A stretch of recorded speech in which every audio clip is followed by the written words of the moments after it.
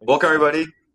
We are here with Micha, and Micha is a former participant of the Berkeley Blockchain Accelerator.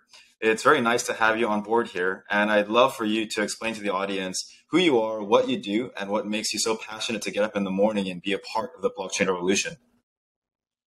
Well, thank you, Luke, for having me for this podcast. I'm very excited to have the opportunity to talk to the blockchain accelerator audience at Berkeley. So a little bit about me. So I'm basically a founder and CEO of Nodle. I'm super excited to build this project and to grow the team working at Nodle, and because I think the blockchain space is really just in its infancy. So there's a lot of opportunities ahead of us. And the best number I use always to illustrate that is the number of crypto wallet users and the number of smartphones. I come more from a telecom background, and I can tell you more about that later. But so when you look at the number of smartphones on the planet, you're talking about almost 7 billion smartphones. And when you look at different numbers regarding the number of crypto wallets out there, users, it grew pretty fast actually in 2021. And in the best number you can see is probably around 300 million.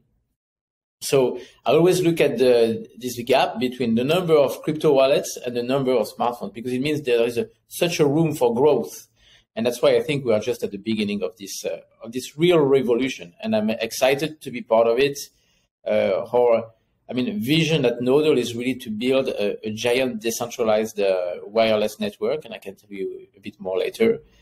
We think that we are building a giant distributed smartphone infrastructure, and that a lot of good things can happen on that infrastructure. A lot of new opportunities for app developers, for companies to actually build applications. And in terms of purpose, I think it's important to actually to say that what blockchain can really enable is really to build this infrastructure for abundance.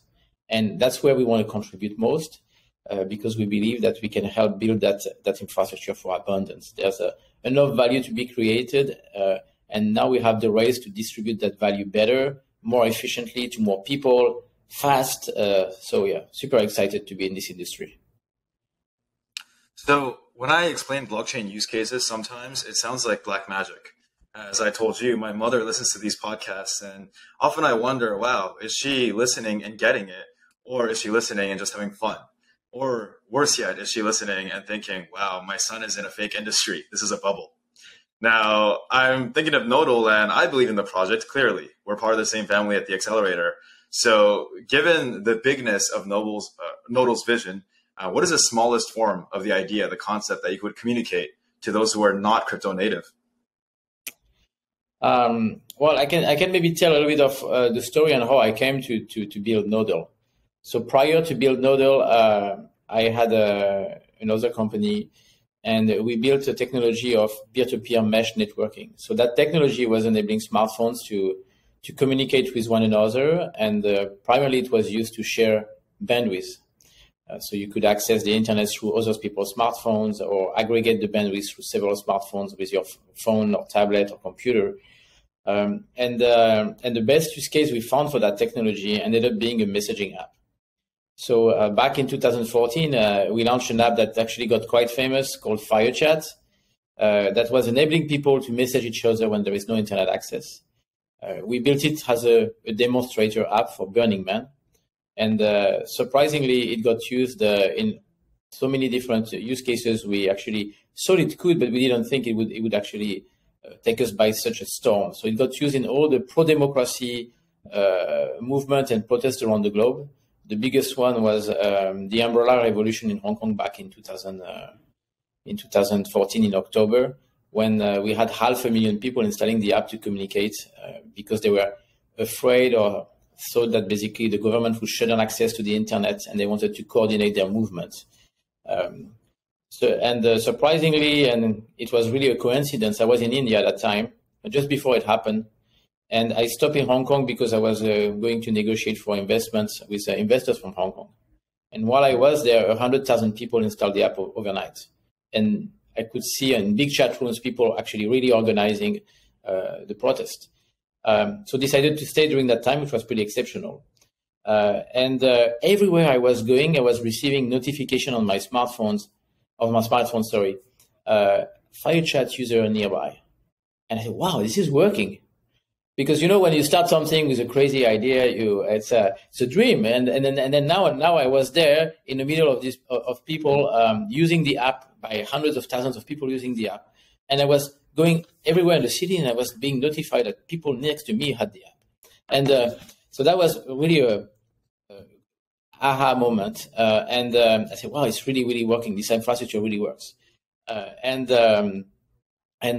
So later on, after talking with people from in various industries, and mainly building accessories using Bluetooth and more specifically trackers, I said, oh, that's actually, we could use that infrastructure also to announce this kind of devices to be located, or eventually to have sensors send data, and so this kind of network. And that's how the first idea for Nodle sparked, basically. To build an infrastructure using smartphones as base stations to connect and to move data from any device, item, object, appliance. And that was the beginning of the idea. I feel like very few technologies fit under the umbrella of being heroic. And this is one of those technologies. It's the kind of thing that you should aspire to build as an inventor, something that actually affects society practically, but then proves the ground for more to come. And so before you participated as such, before you came in and became an inventor in the real world, I'm sure as a kid, we all start as white belts, and you had moments when you were not so badass, when you were not so smart, when you were not so successful. So I want to turn back the clock to those times in hopes that maybe your journey could inspire others. Would you be willing to share from when you were the earliest iteration of kid, from the time that you first had memories at all? What were you like? And how was your experience in kindergarten, elementary school, etc.?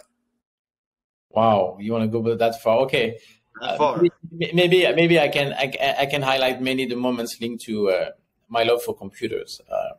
But I mean, I was a pretty I think I was a pretty agitated kid in kindergarten, and I was lucky to have my father, who actually liked always new technologies and things. And when I was 8, he brought back home a computer, which was a Zenith computer that he was using for accounting. But that's a long time ago. I mean, I was, when I was 8, that means 1980. So 32 years ago. So it's quite some time ago. And I was fascinated by that machine. And I remember I was reading magazines about computers, and then basically you had some extract of BASIC code. So the language at that time was BASIC. And I said, oh, I'm going to try that on this computer. And that's how I started. Really, my passion and love from computers went from that time where I was just, copying code that I could find in magazine and inputting that code into the machine, into this Zenith computer, and see what was happening. And till the day, I remember I spent days coding a flight simulator. I mean, very basic. You didn't even have a graphic interface. It was all basically characters, and the landing was all designed using exclamation points. I mean, it was really basic. But that's cool. So that's how I got my love for computers. And then after that, I got all the memorable or iconic machines like the Atari 512, the Amiga 500, and a machine I really loved, where I spent a lot of time coding with my friends, and we were making games together and demos. At that time, we loved to do demos with graphic and all these things. So and I also was good at music, so I was playing piano, so trying to do demos that involve music generated by the computer with graphics moving. So I was spending a lot of time building these things. And that computer that I really loved was a Texas Instruments TI-99 4A. And I built my first games. I even won, I remember, a competition for a game when I was 12, I think, something like that. And yeah, so that's really how I developed my love for machines and computers. And yeah, I really loved that time when I was playing with my friend, just coding, and we were doing games together, making games together, demos. Yeah. I see. So today, open source and decentralized computing, these things are commonplace, but it seems like you were part of an early movement of people trying to self-develop based on self-interest, self-motivation, the next generation of what it means to have computers and interact with machines. But it's kind of a far jump from having a student day passion to building companies as an adult. I've had many friends, for example, who used to make modifications to maps on popular games. They would program little games on the PSP and we'd play. I had many friends who took an interest, but actually very few turned out to become real inventors who try to do something for society, not only for fun, for themselves.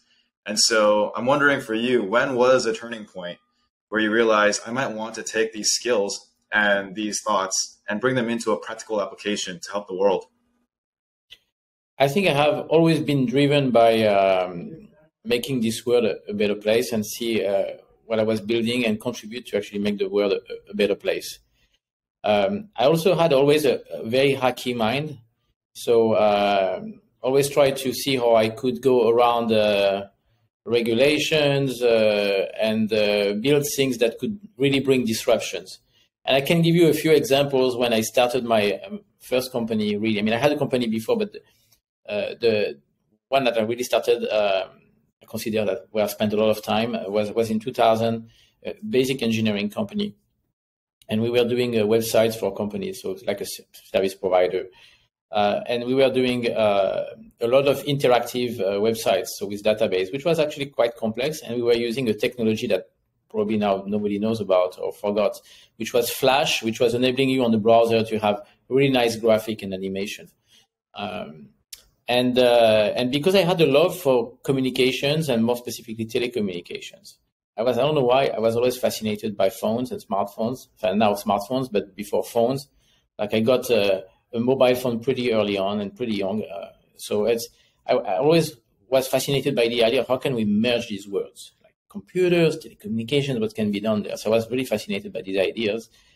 Also because I think communications is so important to enable, I mean, look what the internet brings to people, capacity to learn from anywhere on the globe. It doesn't matter if your background, if you have money or no money, you can learn, you have access to all that knowledge.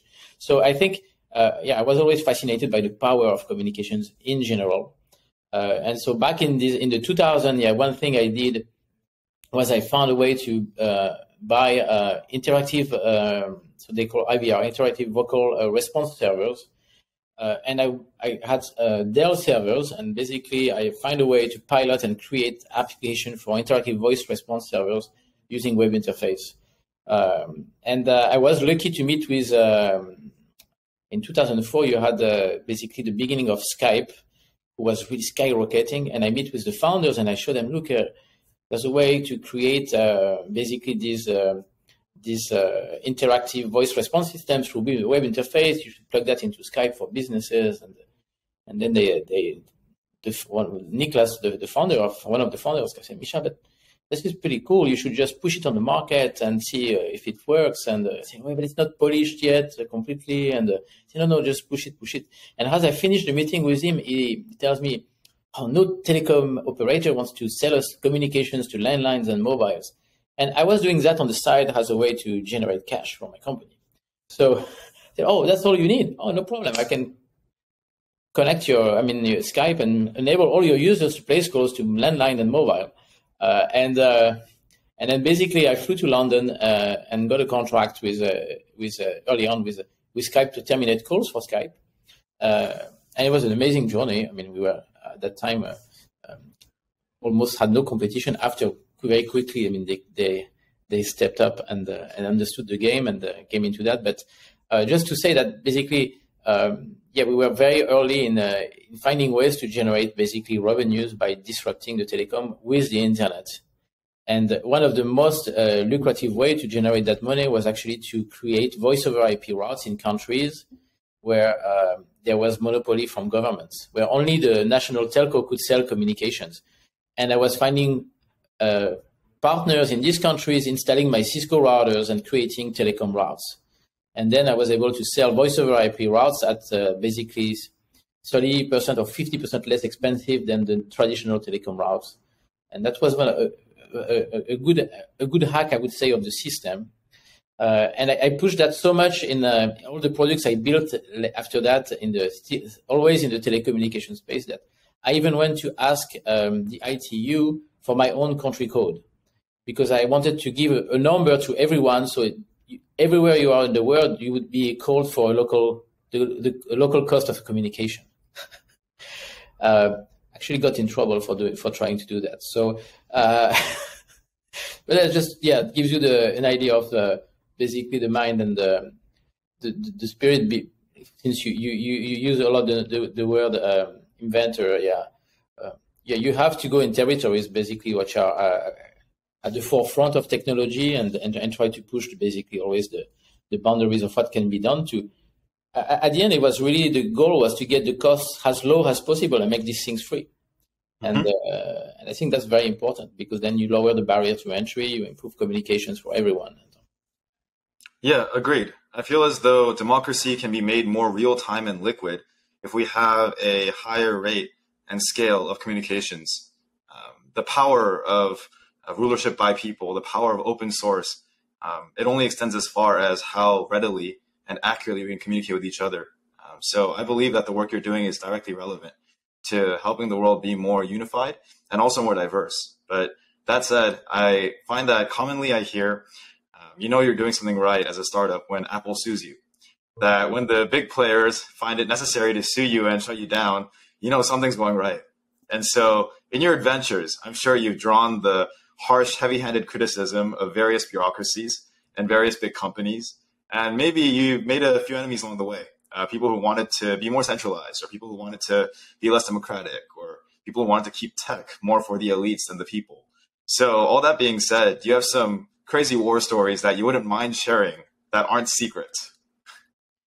Well, I'm not going to share all the details. I'll probably keep that for a book later. But I mean, we got a lot in troubles when we did that app FireChat in the past. I mean, it was disrupting so many governments, so many. Even people in the financial industries, you could see people didn't like it, because it's kind of enabling people to exchange and communicate without any control or access or supervision from anyone.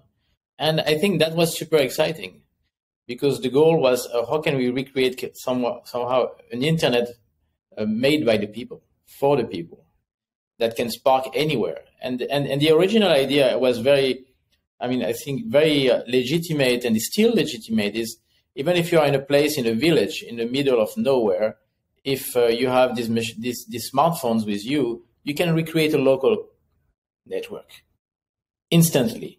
And what means? That means that now you can communicate, but you can also commerce. And that's where I think where the blockchain element, the crypto element becomes super interesting. And there's still a lot of room for innovation in that, because for now, blockchain works with something which is online and gazillion of servers accessible for when you are connected. But the real power will be when maybe a fraction of the chain is on your smartphone, and then you can have now local payments happening with people anywhere. It doesn't matter if they are connected or not, and then you can reconcile later on the transactions and the balance of these local chains with a larger, basically global chain when you are connected. So I still think there are a lot of room for things that need to be created and need to happen to really enable this free circulation of value, free payments between anyone. I'm really, really, really keen to see that happening, and I hope we can participate into that. But to come back to your question, we got disrupted a lot. We had probably the largest cyber attack from 2014 with 440 gigabytes of data sent to our server. At that time, our app was running on one big server that we had in the data center in San Francisco. We shut down the whole city internet. Like basically, they had to black out our IP to enable the service of their data center to come back online. And what was interesting is to see at that time all the help and support and basically messages we were receiving from all around the globe. Engineers, large corporations who wanted to help to make sure we could keep our service going on. It was really amazing to see that happening. And I won't go into all the details, but we disturbed a lot of countries here, and it's always, it is sad in a way to see that so many things are still under the control or the influence of basically big powers, whether it's a big corp, whether it's a government, and then basically that often these people who have that power decides for so many other people, and they are not the most well informed. I really believe in freedom of speech. I really believe in freedom. I mean, in the freedom to communicate and to share any kind of information you want, because that's the base of how democracy is. But also, it's so important for innovation. Like, the only way to announce innovation is when people can freely exchange and discuss about anything, any topic. And as soon as you put a limitation or you try to block this free flow of communication, basically you are lowering the chances for new things to be created. And I think that's very, very important. And that's why also in the work we do, if we can build an infrastructure that makes it easier for more things to be connected and more things to exchange information, and because we really believe in a world where I like this sentence from this book called Trillions, where they say you're going to have more microchips than you have bolts and nuts around you, and that's true. And we are really entering into that society. It's not about. I'm always laughing when I hear this big consulting firm talking about IoT. We're talking about tens of billions of devices. I say no. It's going to be 1 trillion things, and I think it's a good thing because it's the only way probably that you can have so much information available and made available that now you can at some point hopefully match offer and demand and avoid all the improve efficiencies in terms of energy consumptions.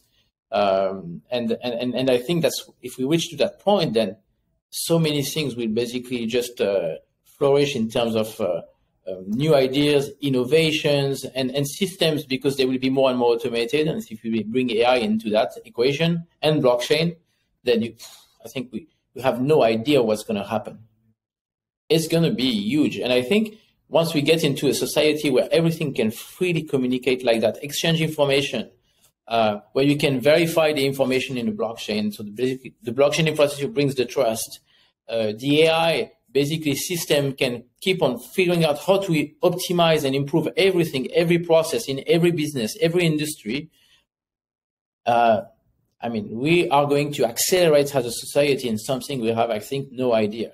I think the future and the acceleration in terms of how these technologies work together and the synergies are going to catapult us in a world with so many possibilities. And I think, the wealth and money shouldn't be an issue at all. I mean, it should be distributed more evenly. There should be, I think there's no limit for capital availability, actually, when you arrive if you think we're going to arrive into that world. And that, I think, for humanity as a human species, it's fantastic, because it means people, time, energy then becomes focusing on, how you can improve everyone's life. How can you, so there is, instead of you shift from a mindset of scarcity into a mindset of abundance. And I think that we have no idea how it's going to transform our planet and our species. You're so optimistic. Or rather idealistic, I might say. Idealistic. I have a question here, which is, so a few good friends of mine and I recently talked about this, and I think it applies to you.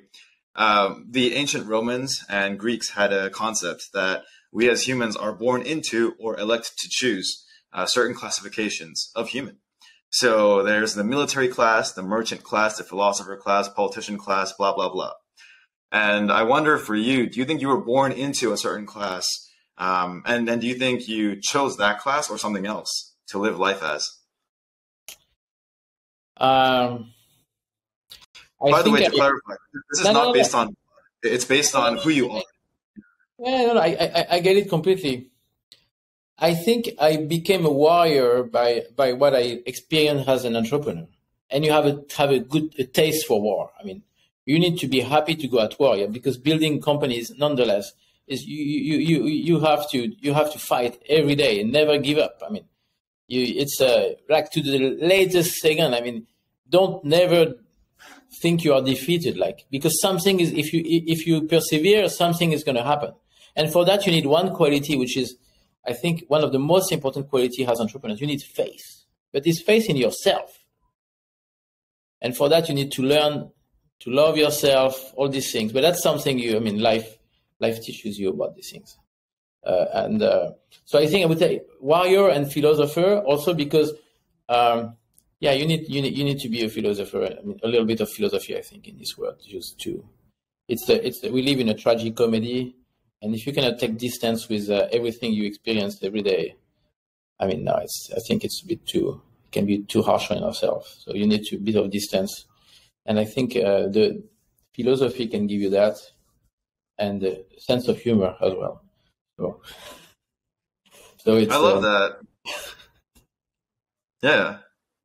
I wonder, are there philosophical guidestones that you follow and you even hire by? Things that you consider to be non-negotiable in your world, and what are those philosophical or philosophical? I think there are things that are non-negotiable, but I think it's more linked to principles or things I learned in life. So, and often the hard way. But I mean, you even as an entrepreneur, I mean, you are subject to so many forces. And people try to get things from you. You try to get things from people. I mean, like you can end up in situations where you're gonna have to pick your battles, and also you're gonna have to say no many times. I think you have to ask yourself, I mean, who am I and who do I want to be and how do I want to look at myself and how do I want to feel after I have taken these important decisions? I can give some tips because, I mean, that's how I function. And it took me time to understand. But when you have very, very hard decisions, it's always good to project yourself after taking that decision. So try to think, okay, how do I feel if I take that decision or that other decision? And you will realize, because your mind is always going to try to trick you. I mean, that's how we are, humans. And that's why basically it's good to practice mindfulness, meditation, to just calm the mind and be able to feel things. And it's really in the body. I mean, you need to project yourself and see if it feels good or not. And often your body, your heart will tell you if it's good or not for yourself. And I think it took me, I learned just a few years ago, I was able to phrase it well and to feel it and to really understand it. The heart knows better than the mind. But interesting, you are a technical person. You are someone who cares about reason and rationale and numbers. I find it surprising that ultimately when it comes to big decisions and how to conduct your life, you rest on your heart. Absolutely. Interesting. So, okay. I feel like the audience must know by now what kind of person you are. It's clear in your voice. It's clear in the way that you speak. But I wonder with Nodle, what are the wins that you've had so far? And what are the things you're proud of? And potentially, if there's someone in the audience who's an investor or a partner or what have you, how would they best engage with you and help you out? Absolutely. So I can tell you, I mean, we had a very interesting journey at Nodle. For example, and I think it was just at the moment we actually did the blockchain accelerator at Berkeley. It was 2020, beginning of 2020, and we arrived in the beginning of this pandemic. We wanted to pitch like crazy to get a Series A funding, and we had received so many emails, like you have no idea. And we really arrived to the point like we had really like no money in the bank. Pandemic hits, everyone has to go and work from home. and we have very big challenges. The app and the network and the SDK was doing very well. We were like almost saturating the Stellar network. At that time, our blockchain was running on Stellar. We had peaks at 1.4 million transactions a day. It's more than Ripple. And Stellar was kicking us out of their network because we were taking down the network all the time. And they said, you have to find a solution, you find a way. And we, nonetheless, with this whole disruption, and that was happening at so many levels. So there was the disruption that basically we were having too much traffic, and we had to find a way to, how are we going to make this blockchain work? So we decided to go for Polkadot and to build our own chain on Substrate. Very good decision. And in June 2020, we shifted to Polkadot. That was fantastic. We were one of the first mainnet on Substrate actually at that time. Big milestone, great decision, and that enabled us to continue normally like we wanted. To come back to in March when we had really no money and we still had to move on, and the team stick together in 2020. It was amazing. I mean, I'm telling you, really. I mean, we had like at the end of 2020, 5 or 6 months of back pay for everyone. Everyone sticked around, and that in this moment you see really if people believe in the company, in the vision. We had to survive in 2020 and still get a bit money in the door to actually see how we could use our know-how to help for the COVID crisis. So we did an open source protocol, which was actually similar and the base for what Apple and Google used to create their exposure notification protocol. So we saw what people were doing with contact tracing, and we thought we needed to do something to make it more private. So we released a protocol called the Whisper Tracing Protocol, open sourced it. And then we did a new version of that protocol, which actually is much more advanced than what Apple and Google ended up doing. And that basically we got a lot of visibility momentum, and it kind of kept it was a little bit of a pivot for the team. But we were doing something good that was helping. We released apps actually on Android. Apple never let us publish the app for whatever reason, even if we had doctors and universities helping us. That's where you see that basically sometimes these big players decide, and I don't think it's for the best, because I think competition is always good, and there are ways to actually know if there's good intent or bad intent behind companies. But anyway, so we had to do that pivot. That helped basically everyone going on. We executed it was amazing. We built the protocol in 1 month. We released the app at the same time, like 15 days after. iOS, Android, we were ready on both, much before anything that Apple and Google did. So it kept the team working. Everyone was happy to do something to help. End of 2020, I was really like, when you arrive in these moments and you have there's no cash, you have 5-6 months back pay, people are still sticking. And you're, what I am going to do now? And we could have really basically finished everything. I remember some people in my team saying, "Oh, Micha, it's too painful. We can't continue. We can't continue." I said, no, it's okay. It's okay. And that's why I said earlier, you need faith. I had faith that something was going to happen and we were going to be able to pass through that. And we tried many different ways of getting basically the finance back as we should in the company. I threw, when you go fishing, so I don't know, I try to throw bait everywhere I could, and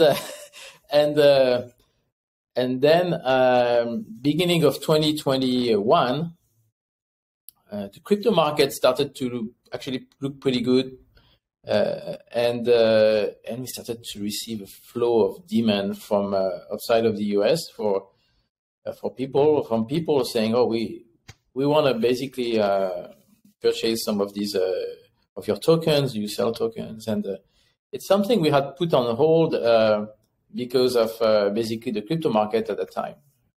We were ready, but we waited basically, and then we received tons of demand, like thousands of people from around the globe willing to basically support us. I will always remember when third week in January, I tell to some of my team members, look around you, who works well. We were hiring, and say, maybe sure, but I thought we were going to go bankrupt and stop the company. No, we are hiring, and they would, some of them wouldn't believe me, and so we went from this basically total panic crisis situation to a hiring mode. And from a team of 10, 12, we ended up at the end of 2021 with almost 50 people in the company. So that was kind of quite of a ride. And to come back to one of your other questions on how people can help us. So we are in the Polkadot ecosystem. We believe in the interoperability. I think that's one of the early vision of Polkadot and Gavin with Polkadot. And the parachain concept, if you are familiar with it.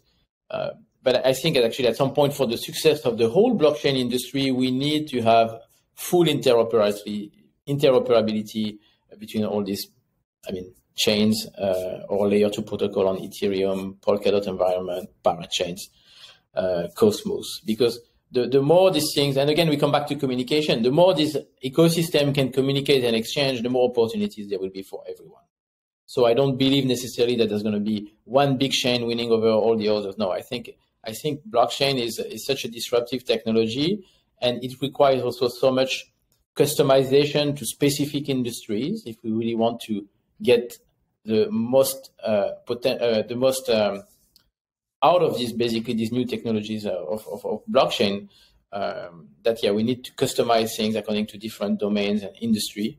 But still, it's important that we could have that interoperability working down the road, and the faster the better, because I think it will improve basically collaboration and work across different ecosystems, and that will enable more innovation, more opportunities for app developers, new things for users and businesses to benefit from. So I think it's super important.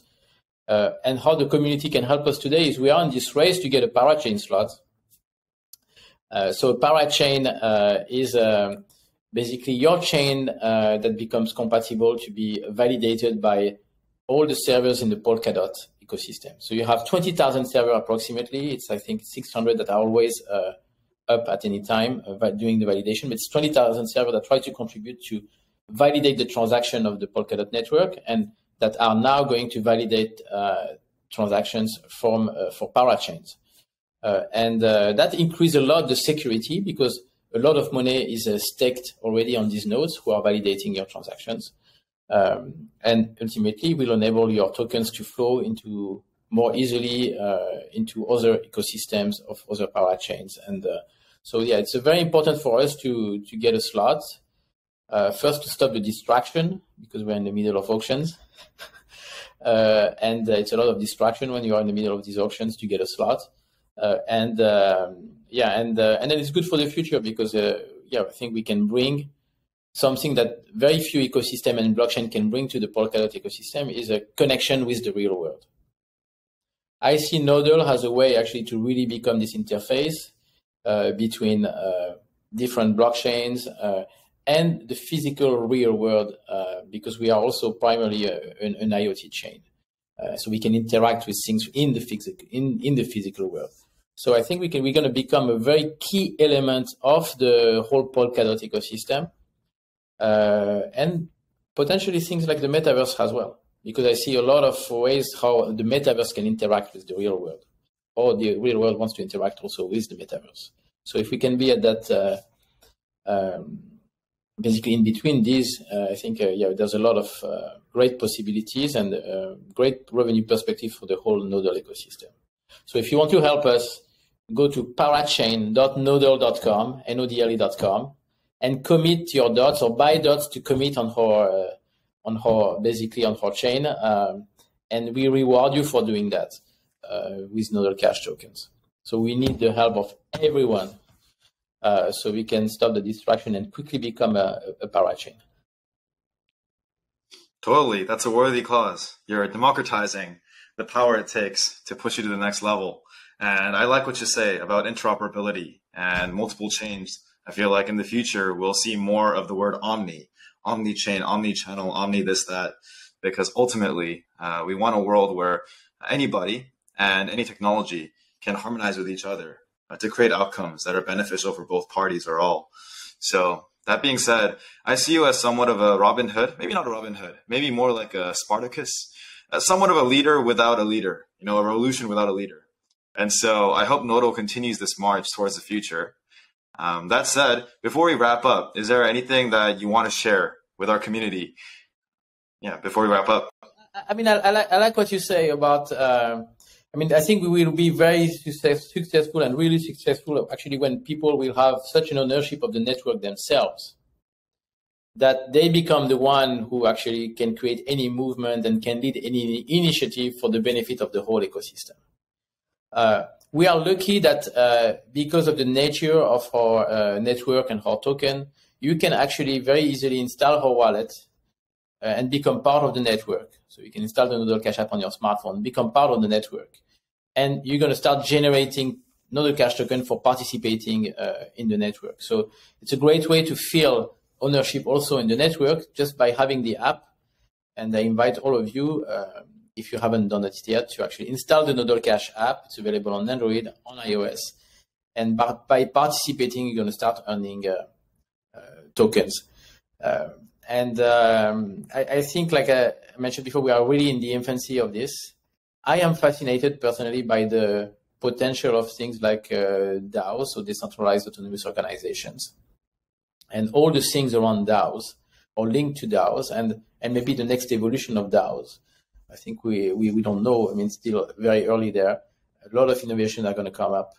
But I see the possibility for DAOs. I mean, for ourselves, we look at it as a way to actually create opportunities for the ecosystem and to have a group of people with a common interest using services built on the network and also be part of these services and be compensated for basically helping the success to grow these initiatives. And I think it's great about DAOs because you can align the interest of everyone. The people who produce the service, the people who use the service, the people who want to finance the service. And that's pretty exceptional. And I'm so optimistic and I'm bullish on these DAOs.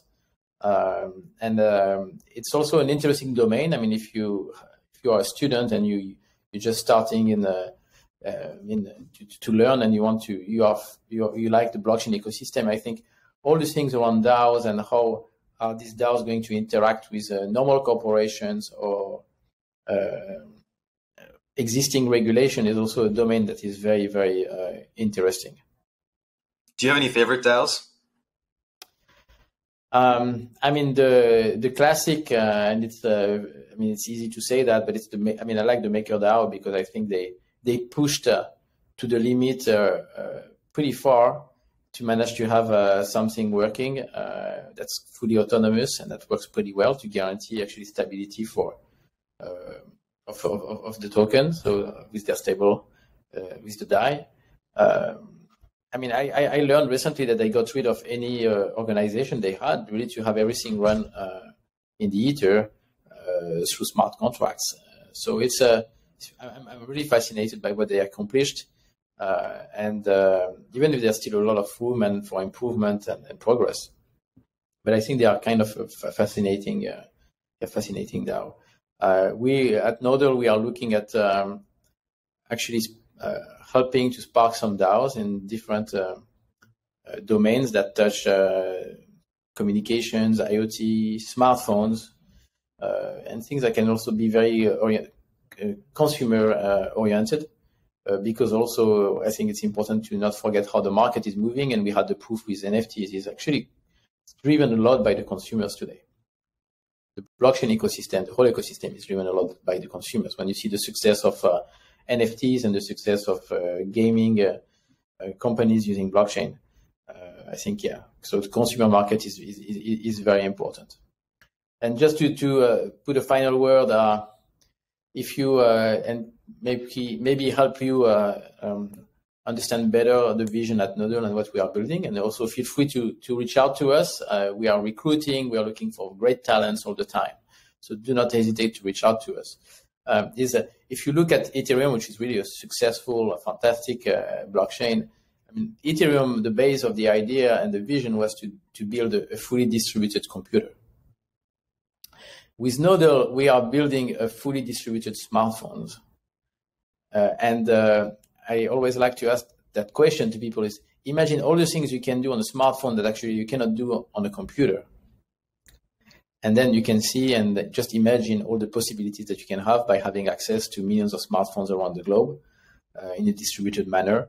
And that's where we are heading with Nodle. So we started with the wireless because every smartphone has a Bluetooth interface, but tomorrow we're going to probably enable people to do much more on our nodes that are running on smartphones. Sounds good. Well, you heard it from the source. Micha is hiring, and he's a cool dude to work for. I would say so myself. His team also throws some great industry events. So if you end up at a conference and there's a Nodle event, you should definitely go if you can get in. But that being said, I really appreciate your time, Micha. It's so nice to reconnect. I feel like sometimes we lose track of each other in a world of remote working and avatars.